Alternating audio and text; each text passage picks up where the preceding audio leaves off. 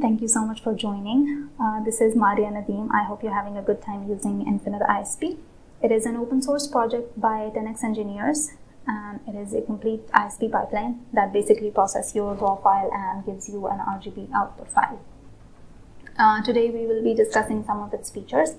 So diving right in, let me share my screen. So guys, this is the second tutorial. If you haven't watched the first one, please do. I will link it in the description. It basically helps you set the repository locally and install all the dependencies.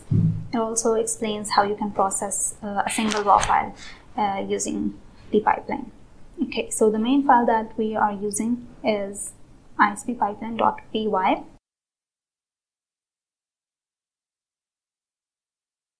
The pipeline mainly takes two inputs from the user, the raw data itself and a parameter configuration. You have to set the paths to the files, to the respective files here. I'll be using one of the sample images provided here in the in-frames directory under normal. So this is the color checker image that I'll be using. I previously processed it just so you guys can see what we have. So this is the image that we will be working with. The default configuration file is already tuned for this image. So you can find it here under config. This is the configuration file tuned for the color checker image. So under the platform head, you have multiple flags. These are not a part of the pipeline, but they will help you in execution and debugging. Let's talk about the render 3A flag for now.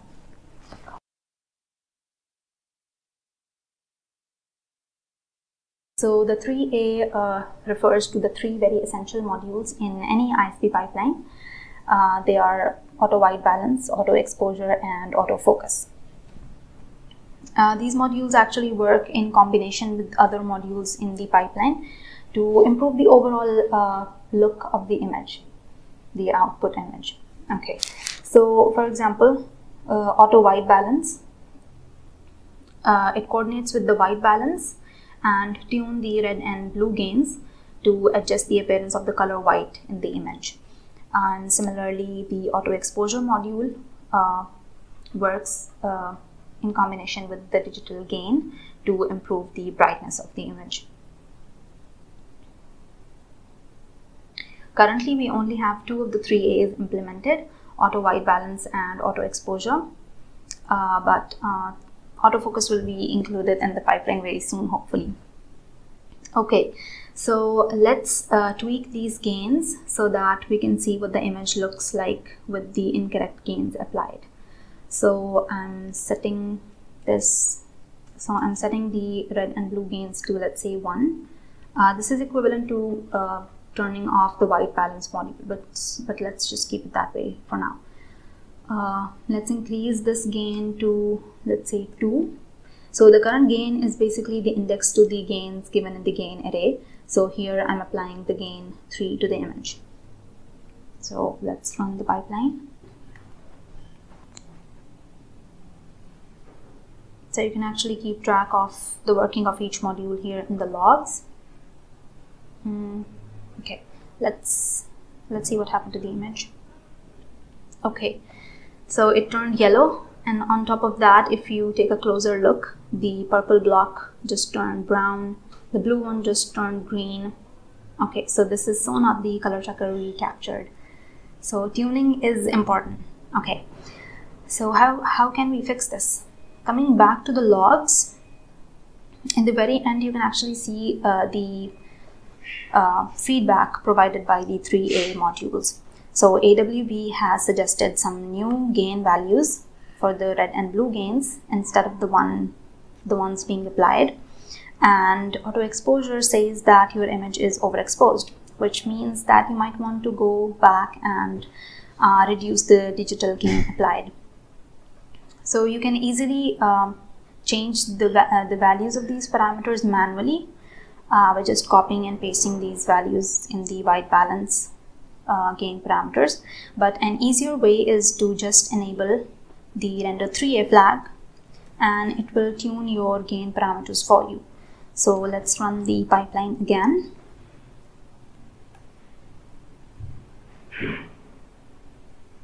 Okay, so what happens is that the pipeline is executed again and again, incorporating and updating the gains according to the feedback provided by the 3A modules. And this iterative process continues until either the gains are properly tuned or they can no longer be improved. Okay, so this might take a while. Okay, it's done. So this is the output image, and yes, it looks good. Okay, you can also verify that the gains that were suggested by the AWB module are actually applied. So scrolling back up, okay, here. So these are exactly the ones that were suggested by the AWB. So in short, out of a total of 18 modules, you have 2 less modules to tune. Now, what if you want to process an entire dataset instead of a single raw image? It would most certainly be very intimidating to actually update these path variables for each and every file in the dataset. So instead, you can actually use another script which is designed to process multiple images.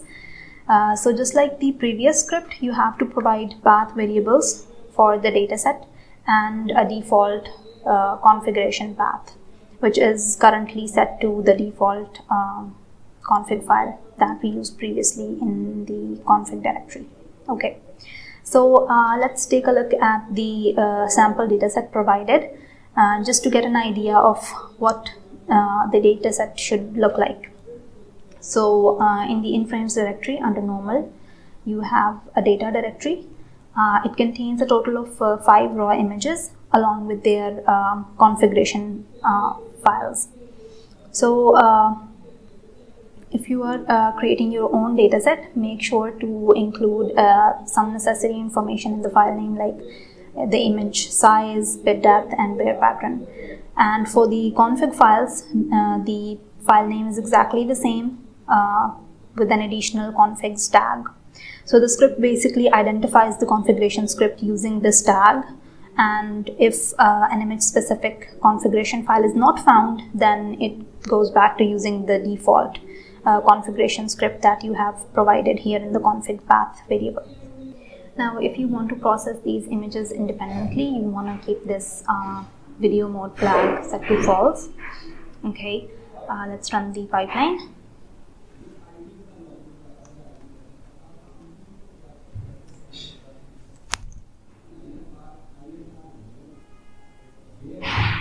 So the first image that is being processed is the outdoor 2 image. Okay, let's wait for the output to be generated.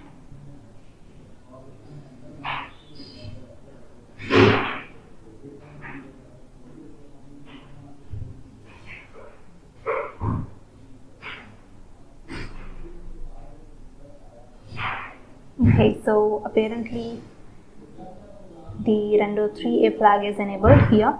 So the pipeline is being executed multiple times to tune the gain parameters here. Okay, we have an output. Okay, this is the first image that was processed. Okay, good. I will join you back once the entire dataset is processed. So it took almost 5 minutes to process, and we have all the output files here.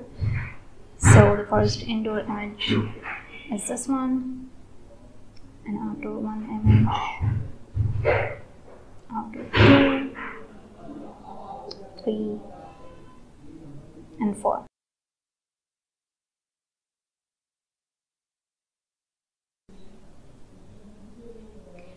You can also process your frames in a sequence. For that, you just have to enable the video mode here in the script. As a video is basically a bunch of frames captured in a sequence, so your input raw data should have some defined order. You can do that by adding numerical tags in the file name and just execute this file. The video mode actually works in a very similar way to the render 3A flag. The only difference is that the computed 3A stats are applied on the next frame in sequence instead of on the same one.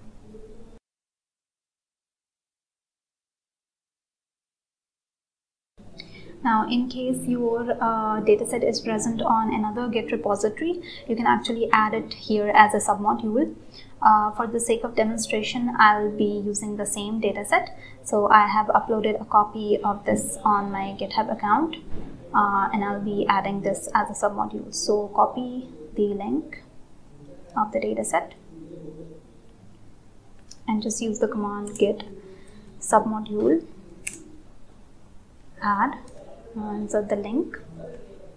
Next, you have to provide the path at which you want to place your dataset. I'll be placing it in frames normal directory. Let's name it my dataset. Okay. So it will take a couple of seconds to clone. Next, you have to initialize your submodule. So for that, I'll use the command submodule update recursive. Okay, so now it has been added in the same directory here as the data folder. Okay, so you just have to rename the files and execute the script.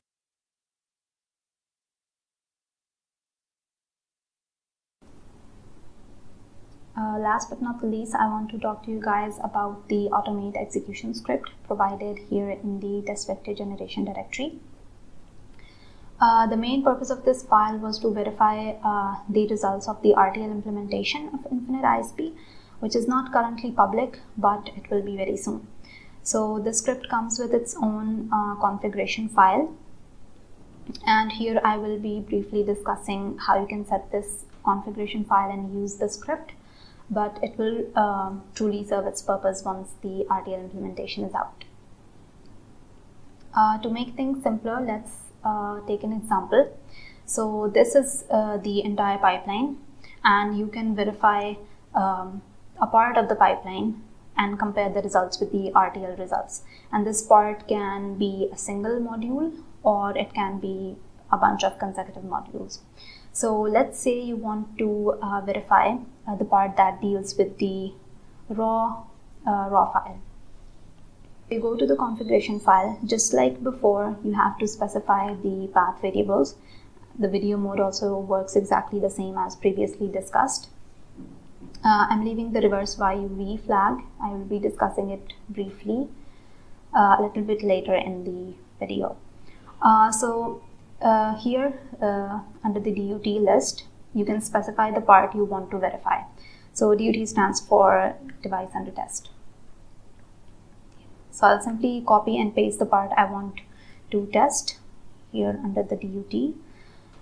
Here the module specified as DUT will automatically be enabled, and their output will also be saved. Next, you can enable any other module in the pipeline if you want, other than the ones specified in the DUT. So the automation script basically uses this configuration file, updates the image specific configuration files provided, and runs the pipeline for each image independently or in the video mode if specified by this flag. So for now, I will set this to false. So I'll be using the data directory to demonstrate the execution of the automation script.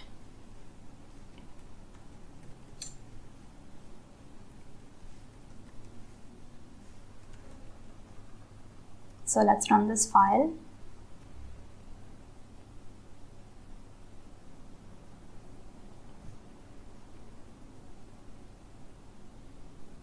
So as image specific configuration files are already provided in the data directory, it will be using these files, but it will be updating the is enable parameters according to the ones that we set,